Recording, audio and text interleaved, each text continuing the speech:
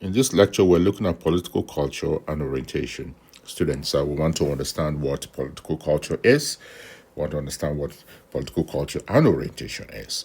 And this is a very interesting concept in politics, a very interesting concept of government, in the idea of running a government and understanding how the people view the politics of the day. And this is also very important that governments understand people's feelings and perspectives and orientation towards politics of the land to make necessary adjustments, right? So we'll begin by understanding what political culture is.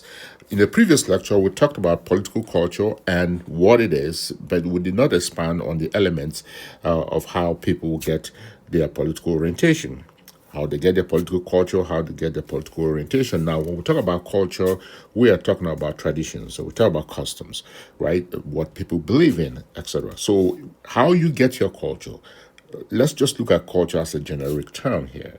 How you get your culture depends on your society, depends on a number of factors called agents of socialization, such as family and school and religion and society and friends. All of those people influence you in terms of your culture. But when we talk about political culture, we are very specific as to the factors and elements that influence people and give them a sense of political culture and orientation.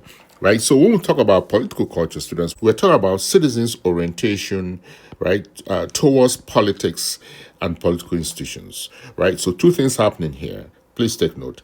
Orientation towards politics is the first one, right, and orientation towards political institutions is the second one, right? And political institutions actually give you that orientation. That's one of the factors as a collective that gives you that orientation, right? So when we talk about political institutions, then we are talking about institutions such as the presidency or the executive, right? So depending on where you are, your country, and we are talking about parliament, for example, right?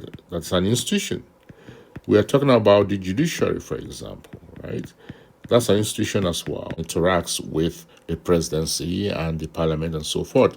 Now, the parliament makes the laws and the judiciary interpret those laws, right? And the presidency enforces those laws, or the executive enforces those laws, right? So political institutions are institutions that are set in place to perpetuate this whole idea of politics. And people get the orientation by looking at how these institutions are interacting, by looking at how these institutions are carrying out their mandates, and how those mandates are impacting people's daily lives. So the culture and orientation are actually dependent on the political institutions. Please take note. Depending on how the presidency reacts, how the parliament reacts, and how the judiciary reacts as well. And that is how people actually get their political orientation and the political culture in a society. Depending on the actions of the institutions will determine how people react, right? The actions of the institutions will determine how the citizens react to those institutions, how the citizens view politics, and how the citizens get their political culture and orientation. Now, in this lecture, we will look at three types of orientation of citizens towards politics. Three types, there are many types, but we're going to take a look at three types of orientation. The first one is cognitive. And this is cognitive. We talk about knowledge, right? So knowledge is critical. And why is it critical? Because without knowledge, you cannot proceed to the next two.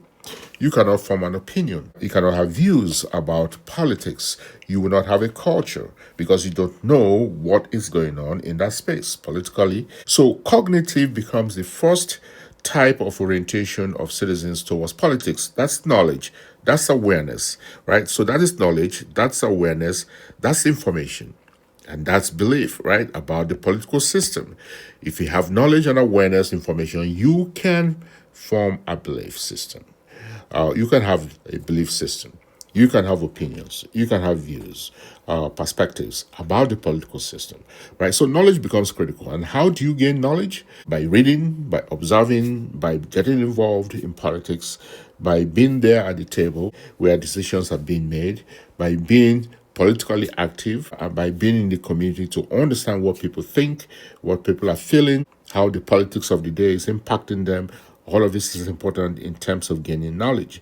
So knowledge, awareness, and information is key, right? So reading, of course, the newspapers and publications about the political system is also very important. Interacting with your representatives gives you knowledge. All of those things give you knowledge. And knowledge then becomes so critical in political culture and citizens' orientation towards politics and political institutions because they know about the political institutions. They know about the parliament, about the executive, who the president is, what the president has done, what are the policies of the president, what are the policies of the government, how is the government impacting the people? Is it a positive impact or negative impact? All of those perspectives might come from knowledge, awareness, and information, giving you opportunity to have beliefs about the political system. The second type of orientation of citizens towards politics is affective, right? Affective is talking about feelings. How do people feel about the political system? How do they feel about the politics and political institutions? This is very critical. This is one of the ways that citizens are oriented towards politics. So it's dealing with feelings, it's dealing with attitudes, it's dealing with emotions, emotional disposition to the political system. Right? So we're talking about internal now because the knowledge then really translates into feelings. Right? So if you have bad feelings against the political institutions, they've done something that has impacted you as a person, as a citizen, impacted you financially, impacted your ability to function in society, impacted your ability to have, for example, a good job, a career, and so forth, you will have feelings. Or they are at loggerheads with you on policies, on a particular policy, on fiscal policy or educational policy. You have feelings about the government. You have feelings about the political institutions. You have that orientation towards political institutions. You will say, no, this government is bad. No, this government is good. Yes, this government is good. And those feelings then are based on your experience with politics and your experience with the political institutions. So you have feelings, and those feelings determine how you view and influence your perspective about politics and political institutions, right? So feelings, attitudes, and emotional disposition to political systems. Affective, very important. The first one is cognitive. Second one is affective, which deals with feelings, attitudes, and emotional disposition towards political system. And that's why in some societies you see people say things like, I hate the government. I don't like this government. That's based on an experience they've had. And that experience has translated into feelings and perspectives and attitudes toward the government. I'm not going to vote because I don't think my vote will count.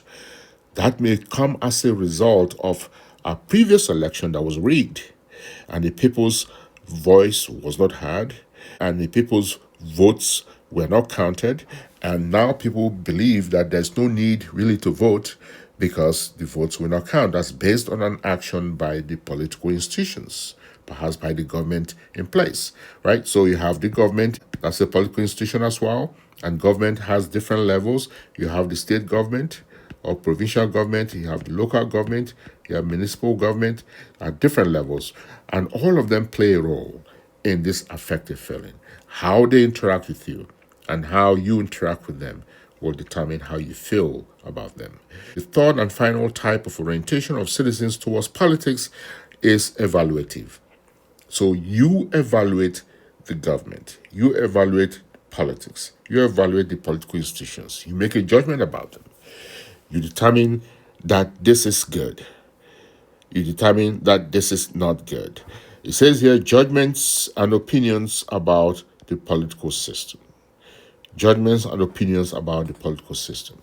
People sometimes say this is terrible. It's a terrible system.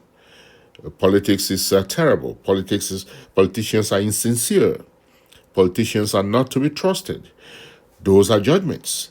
People have made judgments about politics, about the political institutions, about the stakeholders and the key players in politics based on their experience. They've made a judgment. right? And that judgment then influences how they react to politics, influences if they will participate in politics, essentially, because sometimes they may have apathy. They may be withdrawn from the society. They may be withdrawn from politics. They may say, I really don't care about politics because politicians cannot be trusted, the system cannot be trusted, elections are rigged, politicians make promises and they don't fulfill those promises. Political institutions are not on the side of the people. They are making laws to increase taxes, for example. They are making laws to increase tuition at colleges and universities, for example. They are making laws to make it harder for people to access just basic healthcare, for example. They make judgments based on the actions of political institutions, based on how the politics of the day is playing out. And they are able to make judgments about politics and political institutions. So citizens' orientation towards politics is captured within these three elements: cognitive, affective, and evaluative. Cognitive, dealing with knowledge. What knowledge do they have? What awareness do they have? What is the level of awareness? Information and beliefs about the political system, feelings and attitudes, and emotional disposition to the political system. That's affective. Now we talk about inner feelings. We're talking about attitudes. We're talking about perspectives. We're talking about how people react, how they see the government based on the actions of the government, their feelings about the government that sometimes can lead to words like, I hate the government, or can lead to words like, this is a great government. How do they feel about the politics and political institutions? Citizens' orientation towards politics and political institutions. And again, finally, evaluative, which is judgment. You make a definitive judgment about the politics of the land, about the political institutions. They are terrible. Your votes won't count. There's apathy as a result of that. Or there is a good government, it's a responsible government, it's accountable government. They are working on behalf of the people and they should be supported. So judgments like that are made based on the actions of these institutions and that actually capture the politics in that space. So political culture then is citizens' orientation towards politics and political institutions as couched in these three elements of cognitive, affective, and evaluative.